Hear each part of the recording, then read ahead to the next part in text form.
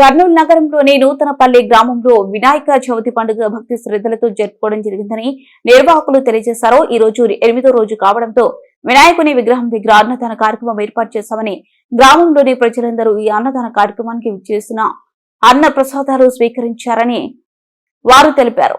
ప్రతి సంవత్సరం వినాయక చవితి జరుపుకోవడం జరుగుతుందని, మా గ్రామంలోని ప్రజలను, రైతులను సుఖ సంతోషాలతో ఉంచాలనే ఉద్దేశంతో 9 రోజుల పాటు ఈ వినాయక చవితి పండుగను భక్తి శ్రద్ధలతో జరుపుకుంటున్నామని తెలిపారు.